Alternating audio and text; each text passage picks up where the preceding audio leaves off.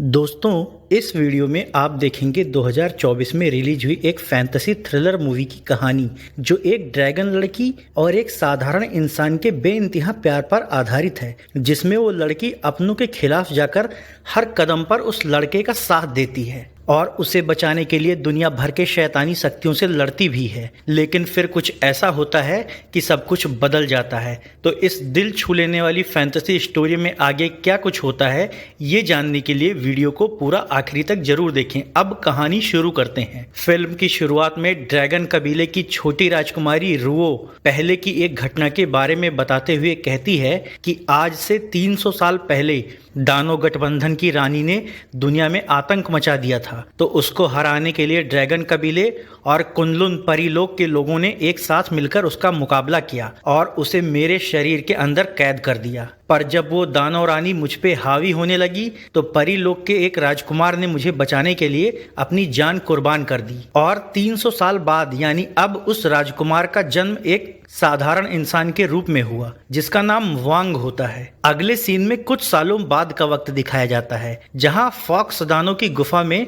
दानवों की नई रानी को दिखाया जाता है। थोड़ी देर बाद उसे पकड़ने के लिए वहां परीलोक के कुछ सिपाही और सेनापति आते हैं और उससे कहते हैं, तुम्हारी हिम्मत कैसे हुई आए दिन इंसानों को मारकर उनका दिल खाने की। तो वो दुष्ट कहती है, इंसान जैसे दिखने और जवान बने रहने के लिए मैं आगे भी ऐसा ही करूंगा। ये सुनकर जैसे ही वो सिपाही उसे पकड़ने के लिए आगे बढ़ते हैं, वो दानवी अपनी काली शक्तियों से हमला करके एक ही झटके में उन सभी सैनिकों को मौत के घाट उतार देती है। अब सिर्फ वो सेनापति ही जिंदा बचता है। तो वो उसकी काली शक्ति को अपनी तलवार से रोककर उस दानवी पर अपने तलवार का जोरदार प्रहार करता है, जिससे लड़खड़कर वो नीचे गिर जाती है। खुद को कमजोर पड़ता देखकर वो डैन सेनापति के पास जाती है, पर इससे पहले कि वो उसका भी दिल निकालकर खा पाती, रुओ वहां आकर अपनी जादुई चाबुक से सेनापति को पीछे खींच लेती है। तो अब रुओ और दानवी में लड़ाई शुरू हो जाती है, जिसमें कभी रुओ दानवी पर हमला करती है तो कभी दानवी रुओ पर। इस दौरान जब दानवी शैतानी खोपड़ियों से रुओ के चारों ओर चक्रव्यूह बना देती है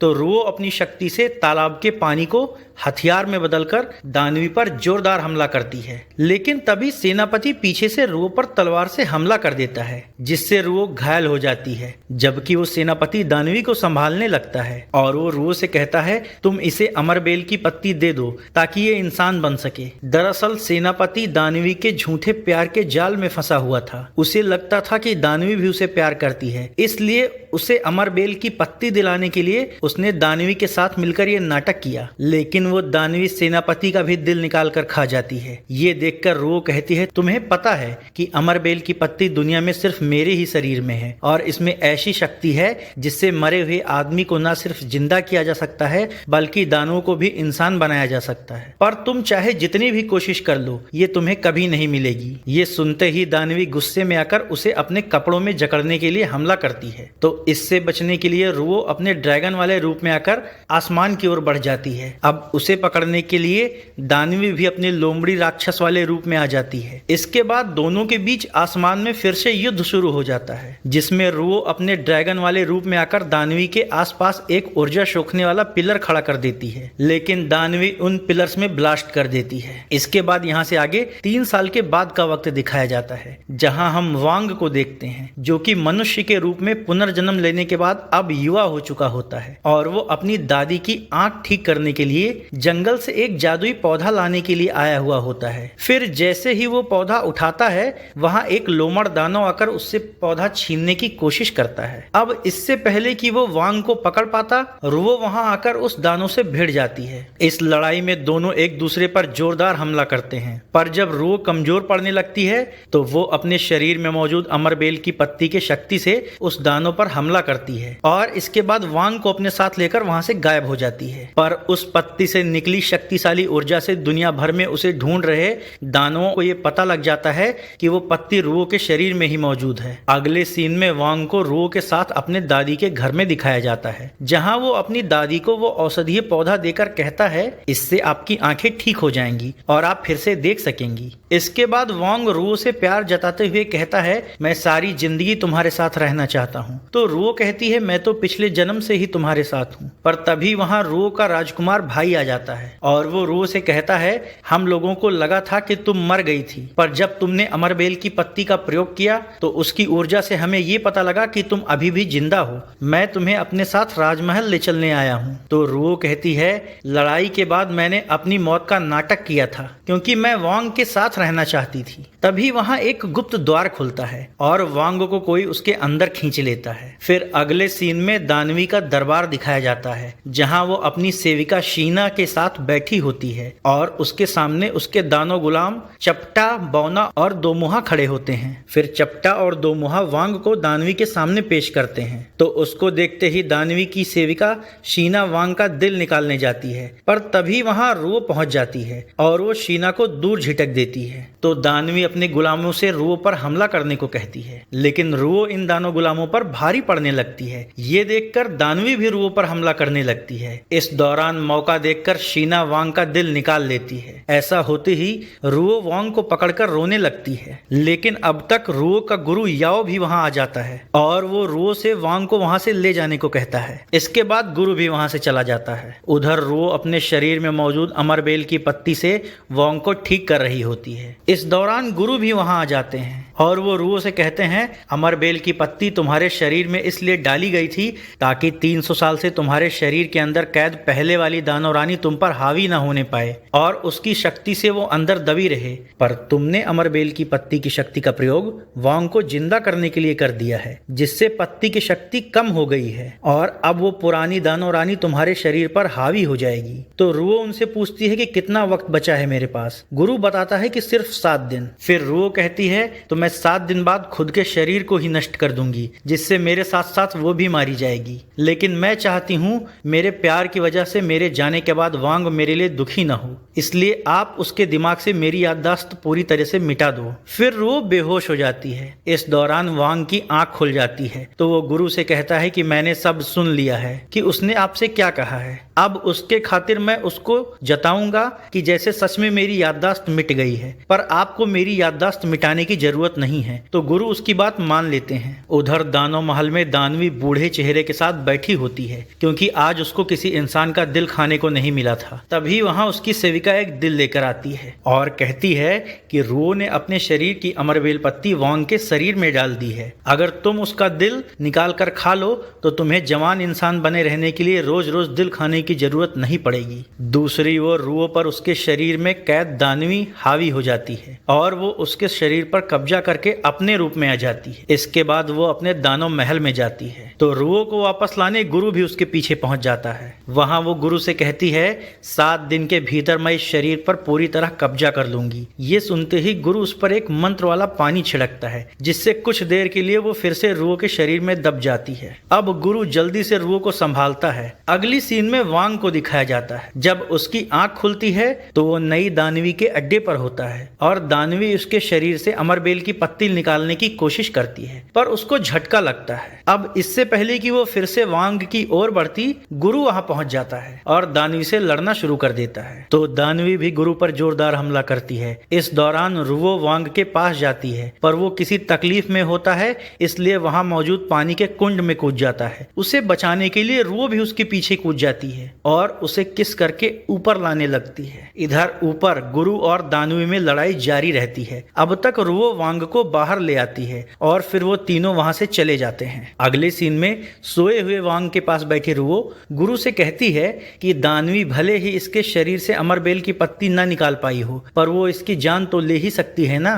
तो गुरु कहती है, वांग एक साधारण इंसान है, इसलिए वो अपने अंदर की अमरबेल की पत्ती की शक्ति को कंट्रोल नहीं कर पा रहा है। तो रुओ उनसे कहती है कि आप वांग को अपना शिष्य बना लो और उसको ट्रेनिंग दो। दूसरी ओर दानवी के गुलाम दानवी से छुटकारा पाने की योजना बना रहे होते हैं, पर दानवी उन लोगों की बातें सुन लेती है और अपनी शक्ति से उन्हें बुरी तरह घायल कर देती है। फिर उन लोगों से कहती है, मैं तुम लोगों को मार भी सकती थी, पर मैं चाहती हूँ तुम लोग मेरा एक काम करो। उसके बाद मैं तुम लोगों का श्राप हटा दूंगी, जिससे तुम लोगों का शरीर सामान्य हो जाएगा। तो ये चारों गुलाम उसके इस खुफिया काम को करने के लिए तैयार हो जाते हैं। दूसरी ओर जब वांग जागता है तो वो जानबूझ के ऐसा नाटक करता है जैसे उसके दिमाग से सब कुछ मिट गया हो, ताकि रुओ को ऐसा ना लगे कि गुरु ने उसके दिमाग से यादें नहीं मिटाई हैं। फिर वो झूठा नाटक करते हुए रुओ से पूछता है कि तुम कौन हो और मैं कौन हूँ, मुझे कुछ भी याद नहीं। तो रुओ उससे कहती है ये आप ही का घर है। फिर वो उससे झूठ बोलते हुए कहती है मैं तुम्हारे घर का काम करने वाली हूँ और जब से तुम्हारी याददाश्त गई है तब से तुम्हारी पत्नी कहीं दूर किसी डॉक्टर को ढूंढने गई है। वांग सब कुछ जानते हुए भी ये कहता है कि मुझे कुछ भी याद नहीं। दूसरे दिन वांग जंगल में गुरु के पास जाता है तो गुरु उसे अभ्यास करने के लिए एक तलवार देता है। इसके बाद वो तलवार से शक्ति को कंट्रोल करने का अभ्यास शुरू कर देता है और इधर रुओ अपनी जिंदगी के बचे हुए 7 दिन वांग की दादी के साथ उनका काम में हाथ बटाते हुए बिताने लगती है। इस दौरान रुओ जंगल में अभ्यास कर रहे वांग तक रोज खाना भी ले जाती है। फिर एक दिन दानवी एक षड्यंत्र के तहत अपनी सेविका को जंगल में भेजती है तो सेविका कई लड़कियों के साथ गुरु को रिझाने लगती है ताकि उसका ब्रह्मचर्य भंग हो जाए और वो अपने षड्यंत्र को अंजाम दे सके। तो जब वो लड़कियां गुरु को घेर लेती हैं तो गुरु अपने साधना के जरिए अपने मन पर कंट्रोल करने में व्यस्त हो जाता है, जबकि दूसरी ओर जंगल में रुओ के ऊपर उसके अंदर कैद पुरानी दानव रानी हावी हो जाती है तो वो वांग से चिपकने लगती है। इस बात का आभास जैसे ही गुरु को होता है वो तुरंत रुओ के पास आता है और उसको वहां से लेकर रुओ के निवास पर चला जाता है। इसके बाद वो अपनी ऊर्जा शक्ति से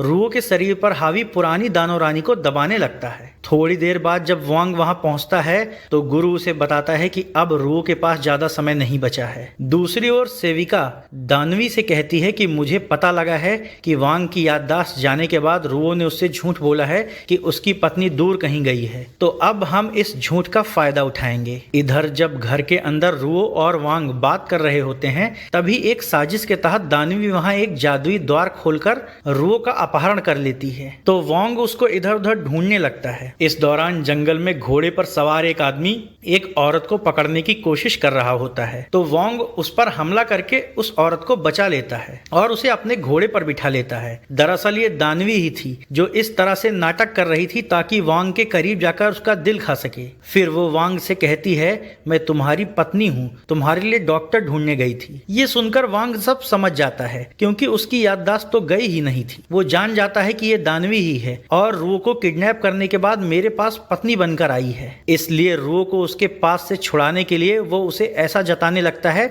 जैसे वो सच बोल रही हो। दूसरी ओर गुरु जब रुओ को छुड़ाने दानवी के अड्डे पर जाता है तो गुरु वहां दानवी के लगाए काली शक्ति के चक्रव्यूह में फंस जाता है। दरअसल ये सब दानवी की ही योजना थी, गुरु को हमेशा के लिए अपने रास्ते से हटाने के लिए, ताकि वो हर बार रुओ की मदद ना कर पाए, इसलिए उसने ये चक्रव्यूह रचा था। इसके बाद दानवी के गुलाम उस चक्रव्यूह के अंदर एक साथ गुरु पर अपनी शक्ति से हमला करने लगते हैं तो रुओ उनसे कहती है ये तो आत्मभक्षी चक्रव्यूह बंधन है। अब उस चक्रव्यूह के अंदर वो चारों मिलकर गुरु पर अपनी शक्ति से जोरदार प्रहार करते हैं, लेकिन गुरु की शक्ति तो वहां ठीक से काम ही नहीं कर रही होती है क्योंकि ये चक्रव्यूह किसी की भी आत्मशक्ति सोखकर उसे भस्म कर सकता था। इसलिए सबसे पहले ये चक्रव्यूह इन चारों गुलामों की शक्ति सोखकर इन्हें निगलने लगता है। तो एक गुलाम कहता है दानवी ने हमसे अपना काम निकलवाकर हमें भी इस जाल में फंसा दिया ताकि गुरु के साथ साथ हम लोग भी मारे जाएं, जबकि गुरु अपनी पूरी ताकत लगाकर उस चक्रव्यूह को तोड़ने में लगा होता है। आखिरकार वो चक्रव्यूह को तोड़ तो देता है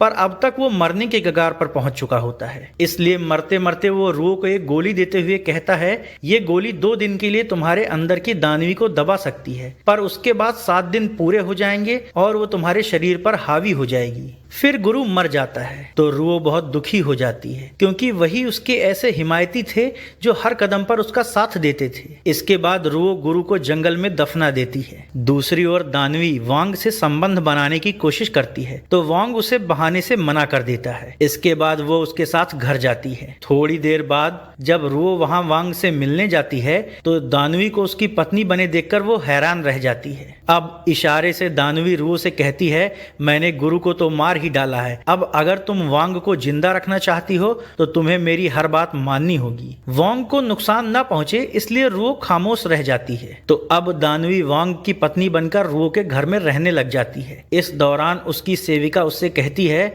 मुझे वो गोली मिल गई है जो गुरु ने मरने से पहले रुओ को दी थी। रात में दानवी वांग से संबंध बनाने की फिर से कोशिश करती है, पर वांग फिर से इधर उधर के बहाने बनाने लगता है, क्योंकि वो जानता था कि ये दानवी है। तो अपनी इच्छा पूरी करने के लिए दानवी उसकी आंखों में देखकर अपनी काली शक्ति के जरिए उसके दिमाग में मौजूद रुओ की सारी यादों को अपनी यादों से बदल देती है, जिससे वांग को लगता है कि दानवी ही उसकी प्रेमिका और पत्नी है और उसने ही उसके साथ अपनी खूबसूरत पल बिताए थे। ऐसा करने के बाद वो वांग से शारीरिक संबंध बना लेती है। उधर पुरानी दानो रानी रुओ के शरीर पर हावी हो चुकी होती है, लेकिन किसी तरह कुछ पल के लिए रुओ फिर से अपनी शरीर पर काबू कर पाती है और अपने अंदर मौजूद दानवी से कहती है, तुम्हें खत्म करने का एक ही तरीका है। अगर एक बार मैं ये शरीर खत्म कर दूं तो तुम अपने आप ही नष्ट हो जाओगी। थोड़ी देर बाद पुरानी दानो रानी रुओ पर हावी होकर दानवी के पास जाती है और उससे कहती है, जब से मैं रुओ के शरीर में कैद हुई हूं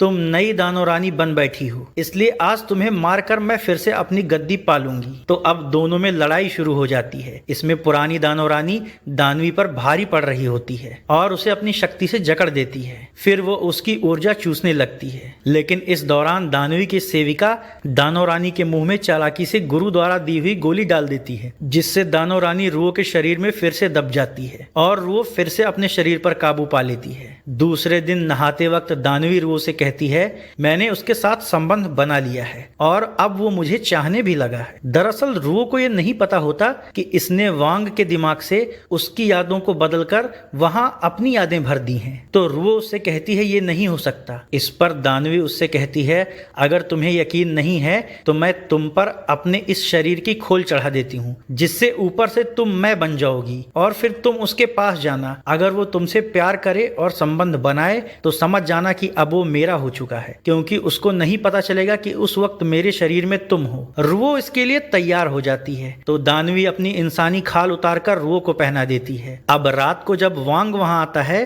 तो वहां दानवी के खाल में बैठी रुओ से दिखाई देती है। फिर वांग उसे किस करके उससे संबंध बनाने लगता है। रुओ को यकीन नहीं होता कि आखिर वांग ऐसा कैसे कर सकता है, जबकि वो तो उसे प्यार करता था। दानवी वहीं छिपकर ये सब देख रही होती है और बेचारी रुओ ये सब सोचकर रोने लगती है, लेकिन तभी उसके अंदर की पुरानी दानवी उस पर हावी हो जाती है और वो वांग को मारने के लिए उसकी ओर हाथ बढ़ाती है, पर वहां मौजूद दानवी उसे अपनी शक्ति से रोक देती है और वो वांग से कहती है, पता नहीं क्यों मैं तुम्हें मारना नहीं चाह रही। तो उसकी सेविका वहां आकर उससे कहती है, जल्दी से उसका दिल निकालकर खा लो। लेकिन दानवी ऐसा नहीं करती और उससे कहती है, वांग को जिंदा रखने के लिए अगर मुझे तीनों लोगों से लड़ना पड़े तो मैं लड़ूंगी। इस बात से नाराज होकर सेविका पुरानी दानवी से मिल जाती है और अपनी काली शक्तियों को उसकी शक्ति से जोड़ देती है, जिससे वो बहुत शक्तिशाली हो जाती है और एक ड्रैगन में बदल जाती है। ये देखकर दानवी उससे लड़ने की कोशिश करती है, पर उसकी एक फुफकार से ही वो नीचे गिर जाती है। अब जब वो ड्रैगन उसे खाने आगे बढ़ता है तो दानवी को बचाने के लिए वांग उसके आगे खड़ा हो जाता है। फिर वांग कहता है, मुझे इससे प्यार हो गया है, इसलिए इसे मारने के लिए पहले तुम्हें मुझे मारना होगा। ये सुनकर गुस्से में आकर पुरानी दानो रानी वांग का दिल निकाल लेती है, लेकिन ऐसा करते ही उसके अंदर की अमरबेल की पत्ती की ऊर्जा से रुओ को ये पता लग जाता है कि दरअसल वांग की याददाश्त नहीं गई थी, बल्कि उसने उसकी खुशी के लिए याददाश्त जाने का नाटक किया था। उसे ये भी पता चल जाता है कि उसने गुरु से कहा था कि मैं अपने अंदर की अमरबेल की पत्ती किसी न किसी तरह रुओ को फिर से लौटा दूंगा। दरअसल वांग ने दानवी से कहा था, तुम रुओ को ऐसा महसूस करवाओ कि मैं तुम्हें प्यार करने लगा हूँ, इससे उसका दिल मुझसे हट जाएगा, क्योंकि वो कुछ दिनों में मरने वाली है। तो दानवी ने उससे कहा था, इससे मुझे क्या मिलेगा? पर वांग ने उसे बताया था कि रुओ के बिना जीकर मैं करूंगा भी क्या, इसलिए तुम मेरा दिल निकाल लेना, जिससे तुम्हें अमरबेल की पत्ती मिल जाएगी और मैं भी मर जाऊंगा। इसी वजह से वांग का इतना महान प्यार देखकर दानवी का दिल भी पिघल गया। अब अमरबेल की शक्ति से रुओ खुद के शरीर को नष्ट कर देती है ताकि उसके साथ साथ दानवी भी मारी जाए। आखिरकार दोनों मर जाते हैं। दोनों की इस तरह मौत देखकर उन दोनों के इस अनंत प्यार से एक दानवी मानवी के दिल में भी प्यार जाग जाता है और वो खून के आंसू रोने लगती है। फिर वो अमरबेल की पत्ती की शक्ति से वांग और रू को जिंदा कर देती है। इसके बाद वो वहां मौजूद कुंड में गिरकर मर जाती है। इस तरह इस रोमांटिक फैंटेसी थ्रिलर मूवी की स्टोरी यहीं खत्म हो जाती है। अगर आपको भी ये कहानी पसंद आई हो तो वीडियो को लाइक और शेयर करें और चैनल को सब्सक्राइब करना ना भूलें।